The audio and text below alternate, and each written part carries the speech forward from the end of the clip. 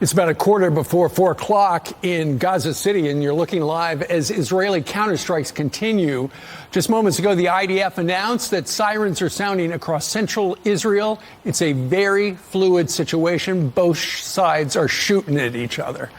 GOP presidential candidate and former ambassador to the United Nations from the United States, Nikki Haley, joins us live in the studio. Ambassador, good morning to you. Thank you. Good morning. As we watch these images, you've been right there. You went specifically to Gaza to figure out what exactly the Palestinians wanted. And what did you discover?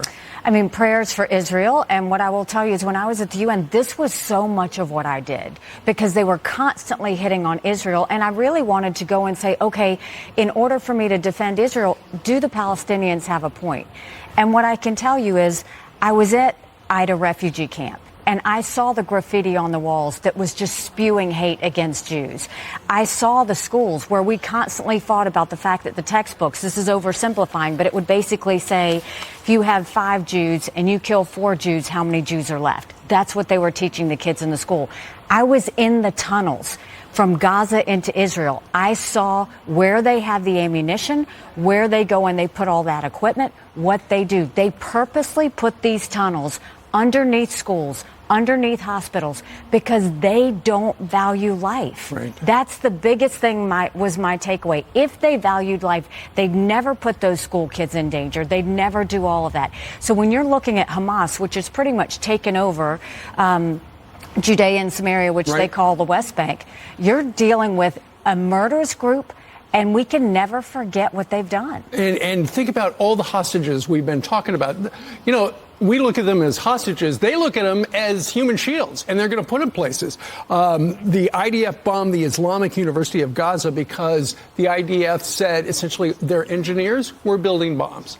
And so you've got to figure that they would know that that's a prime military strategic target. And what are they going to do? They're going to take the hostages probably to a place like that. Well, and I think look at the fact that Israel is giving warnings that they are coming.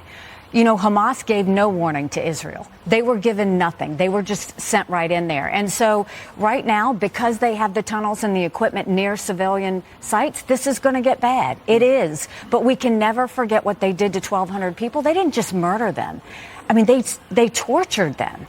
And we can see that with the beheadings and everything else. This is sick, and we have to treat sick people the way they deserve to be treated and eliminate them. Well, the IDF is going after them, and you know, from the looks of what's happened, and they have been bombing certain parts nonstop for the last 3 days. You got to figure ultimately it's no longer about containment; it's about crushing them.